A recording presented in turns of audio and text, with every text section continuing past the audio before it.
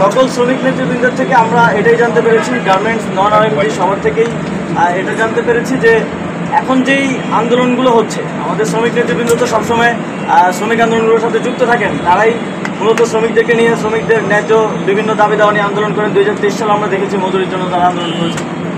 তারা এই আন্দোলনের প্রকৃতিটা তারা নিজেরাও বুঝে উঠতে পারছেন না, কেননা এখানে কোনো নির্দিষ্ট দাবি উঠে আসছে না, কোনো নির্দিষ্ট দফা পাওয়া যাচ্ছে না। সেখানে তাদের যারা সাধারণত শ্রমিক আন্দোলনগুলোতে সংগঠিত করেন তারাও সেখানে সেভাবে নেই। সেখানে বহিরাগত লোকজনের আধিক্য দেখা যাচ্ছে। কিছু কিছু জায়গায় বেতন দেওয়া নিয়ে মালিকপক্ষ বেতন দিয়ে দেরি করছে, সে কারণে আন্দোলন হচ্ছে। কয়েকটা স্পেসিফিক ফ্যাক্টরি আছে যেখানে মালিকপক্ষ পালিয়ে গেছে, সেখানে কিছুটা আনরেস্ট হয়েছে, সেগুলোকে আমরা অ্যাড্রেস করছি। সেগুলোর জন্য সরকার সফট লোনের ঘোষণা দিয়েছে এবং সেটার পরিধি আরও বৃদ্ধি করা হবে।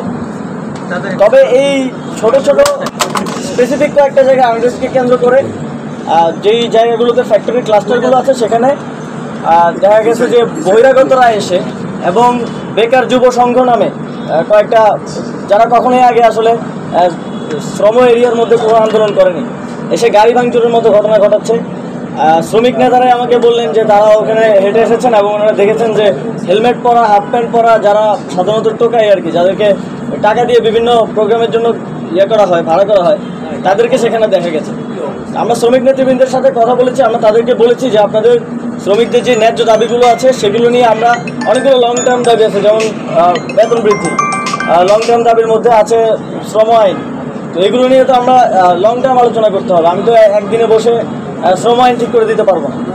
তো তারাও এটাতে একমত হয়েছেন এবং তারা বলেছেন যে শ্রমিকদেরকে তারা এই বোঝাবেন তাদের জায়গা থেকে, এবং যারা বহিরাগত আছে, যাদের এই শ্রমিকদের সাথে কোনো সম্পর্ক নেই, শিল্পের সাথে কোনো সম্পর্ক নেই, তাদেরকে তারা সেপারেট করবেন।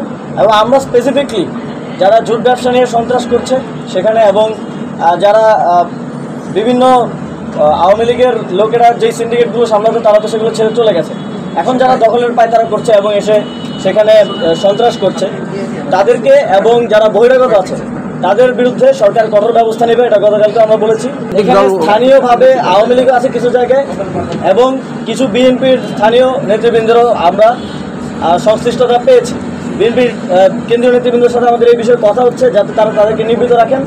এবং স্থানীয়ভাবে আওয়ামী লীগের অনেকে থাকে না যে স্থানীয় প্রভাবশালী হিসেবে জুট ব্যবসার সাথে জড়িত, এখনও রয়ে গেছে, তাদের বিরুদ্ধে আমরা কঠোর অবস্থানে যাব। এবং অলরেডি আমাদের কাছে যে ইনফরমেশন আছে স্বরাষ্ট্র মন্ত্রণালয়ের কাছে, সেই ইনফরমেশনের ভিত্তিতে তাদেরকে অ্যারেস্ট করা হবে। এবং যেই জনদুর্ভোগ সেখানে তৈরি হয়েছে, সেই জনদুর্ভোগ আপনারা জানেন এটা হচ্ছে আমাদের আইনেই আছে, জনদুর্ভোগ সৃষ্টি করলে সেখানে সেটার জন্য পুলিশ ক্যান টেক অ্যাকশন।